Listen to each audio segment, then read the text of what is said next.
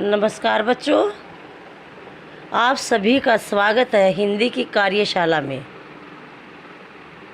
देखिए, हम पाठ 13 पढ़ रहे हैं, यानी हमारा 13 पाठ चल रहा है।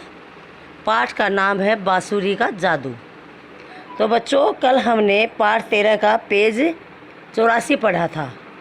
पेज 84 को हमने रीड कर लिया है, इसको पढ़ लिया है, ठीक है।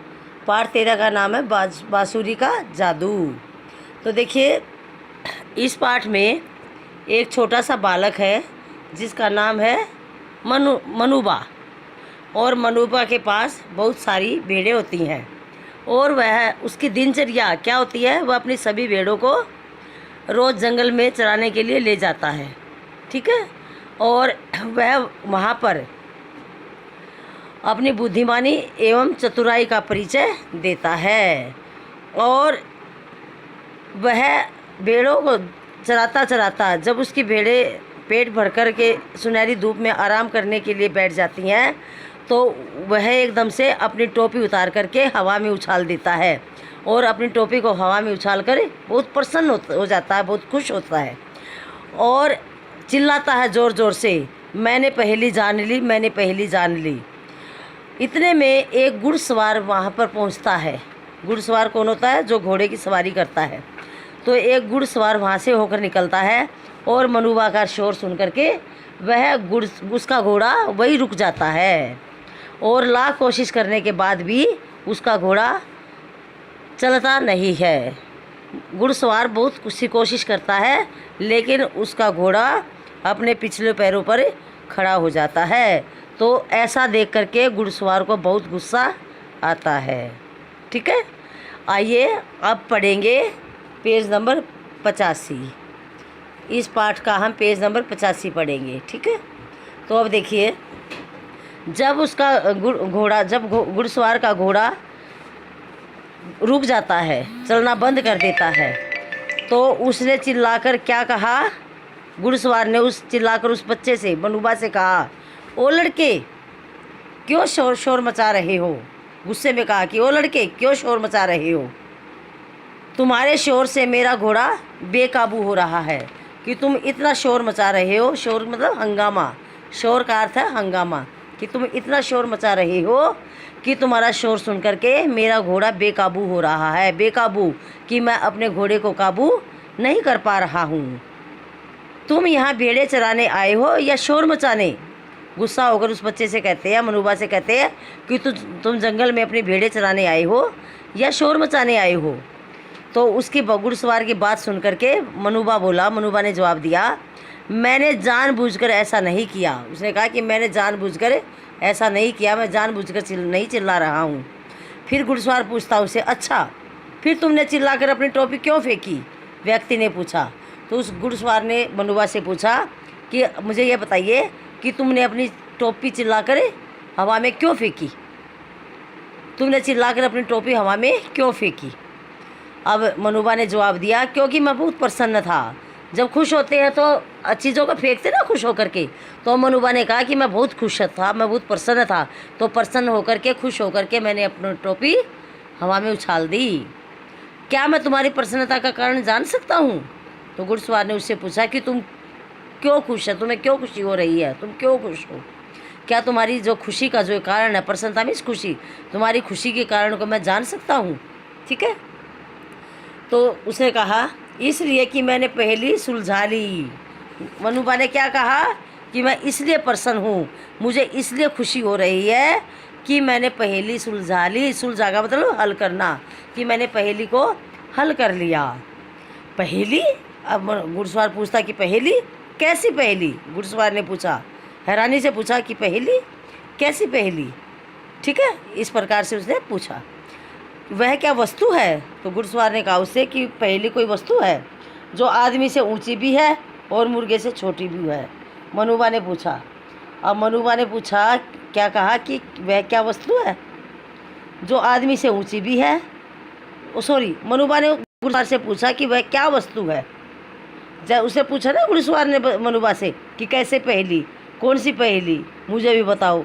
तो मनुबा ने उस आदमी से कहा कि वह क्या वस्तु है जो आदमी से ऊंची भी है और मुर्गे से छोटी भी। मनुबा ने उस घुड़सवार से पूछा कि मुझे ऐसी वस्तु का नाम बताइए कि जो आदमी से ऊंची भी है और मुर्गे से छोटी भी है। ठीक है। वह घुड़सवार सोच में डूब गया पर उत्तर न बता सका। अब जो घुड़सवार था उसको वह सोच में पड़ गया, उसको चिंता हो गई।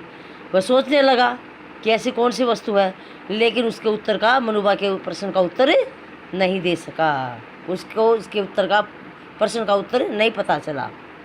अंत में उसने हार मानते हुए कहा, अब आखिर में जब उसने खूब सोचा और उस मनुबा के प्रश्न का उत्तर नहीं दे पाया, तो उसने अंत में हार मान ली और हार मानते हुए कहा कि मैं तो नहीं जानता, अब तुम ही मुझे उत्तर बता दो। तो उस बच्चे से कहा, मनुबा से कहा कि इसका उत्तर मुझे नहीं पता, मुझे नहीं आता इस प्रश्न का उत्तर। अब मैंने अपनी हार मान ली, इस प्रश्न का उत्तर तुम ही मुझे बता दो। ठीक है भाई। अब बच्चा मनुबा कहता है, जनाब साहब, जवाब है मेरी यह टोपी। अब उसने क्या उत्तर दिया कि साहब, जवाब ये, इसका उत्तर ये है कि मेरी यह टोपी अब मुर्गे से छोटी है, मगर जब सिर पर रखो तो आदमी से ऊंची भी हो जाती है, मनुबा ने कहा। तो मनुबा ने क्या कहा कि साहब यह मेरी टोपी, इसका जवाब है मेरी टोपी। यह टोपी जो है मुर्गे से छोटी है। भाई मुर्गे का साइज़ बड़ा है, लेकिन टोपी का मुर्गे से साइज़ छोटा है। ठीक है। अब ये मुर्गे से छोटी है, लेकिन जब सिर पर इसको रख लेते हैं तो यह आदमी से भी ऊंची हो जाती है, यह आदमी से भी ऊंची हो जाती है। ठीक है।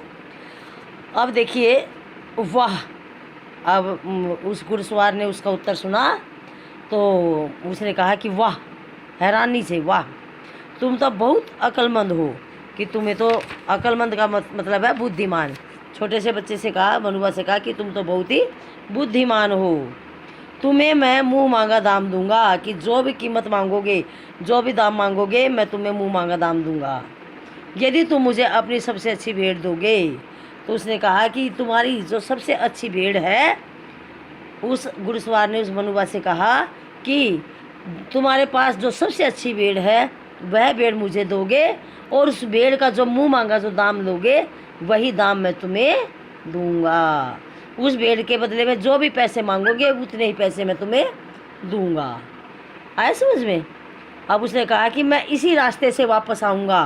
तो उस आदमी ने कहा कि जिस रास्ते से मैं जा रहा हूँ इसी रास्ते से मैं वापस भी आऊँगा, पर मेरी एक बात ध्यान से सुनो। उस बच्चे से कहा घुड़सवार ने, मेरी एक बात ध्यान से सुनिए। अब मैं भेड़ लूँगा, भेड़ कैसी हो, भेड़ काली न हो, न तो भेड़ काली हो, न सफ़ेद हो, न भूरी, न चितकबरी, और न ही मटमैली। घुड़सवार ने क्या कहा, कैसी भेड़ मांगी मनुबा से? भेड़ न काली हो, न सफ़ेद हो, न भूरी हो, न चितकबरी हो, और न ही मटमैली हो। मतलब ये कलर भेड़ के नहीं होने चाहिए। अब घोड़े पर सवार व्यक्ति ने कहा, घोड़े पर सवार व्यक्ति ने इस प्रकार की भेड़ मांगी मनुबा से। अब मनुबा ने कहा, ठीक है साहब, आपको भेड़ अवश्य ही मिलेगी। अब मनुबा ने उसका प्रश्न सुना, उसकी भेड़ की जो रिक्वायरमेंट थी उसके बारे में सुना। तो मनुबा ने कहा, ठीक है साहब, आपको अवश्य वैसी ही भेड़ मिलेगी जैसी आप चाहते हैं। ठीक है। अब उसने क्या जवाब दिया, पर मेरी भी एक बात सुनते जाइए। मनुबा ने घुड़सवार से कहा, लेकिन मेरी भी एक बात सुनते जाइए। कौन सी बात? आप सोमवार को न आए भेड़ लेने के लिए, आप सोमवार को न आए, न ही मंगलवार को या बुधवार को। ठीक है। उसे क्या कहा, आप सोमवार को न आए, न ही मंगलवार को आए, न बुधवार को आए। उस दिन न बृहस्पतिवार हो, न शुक्रवार हो, और न शनिवार या इतवार भी न हो।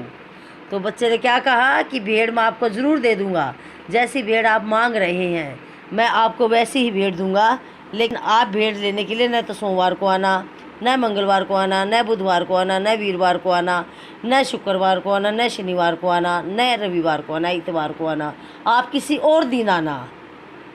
ठीक है। तो उसने क्या कहा, आप किसी और दिन आना, इसके अतिरिक्त का मतलब अलावा, आप इसके अतिरिक्त किसी और दिन ही आना। ठीक है भाई, समझ आया आपको।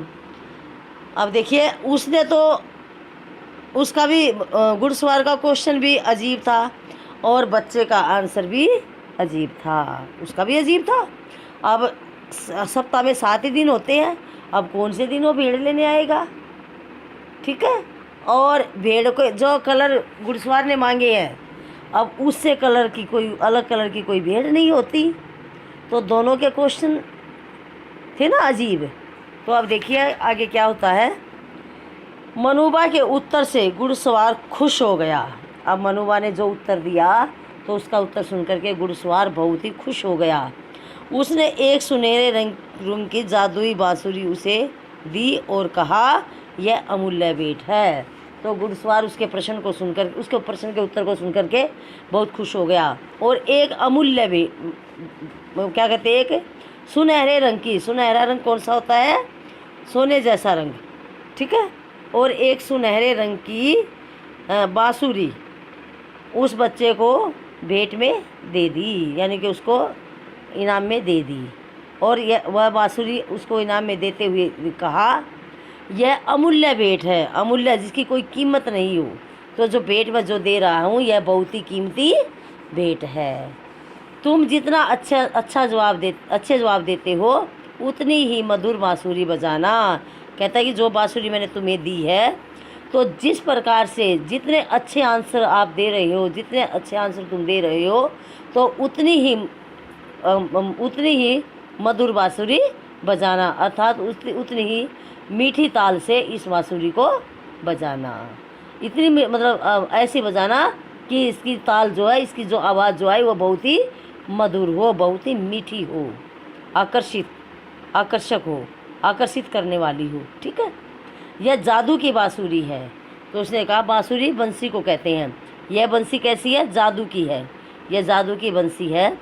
इससे तुम्हारी हर इच्छा पूर्ण होगी और जब तुम इस बंसी को बजाओगे तो जो भी इच्छा करोगे, जो भी तुम मांगोगे, तो यह बांसुरी तुम्हारी इच्छा को पूरा करेगी। मनुबा चकित होकर घुड़सवार को देखने लगा। अब मनुबा हैरान हो गया, चकित मीन्स हैरान हो गया, और हैरान होकर के उस घुड़सवार को देखने लगा। लेकिन अधिक लालच मत करना।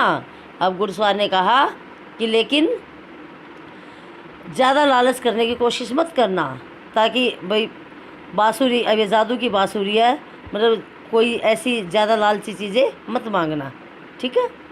और उसे कहा यदि तुमने लालची बनकर कुछ मांगा तो बांसुरी का जादू समाप्त हो जाएगा, घुड़सवार ने कहा।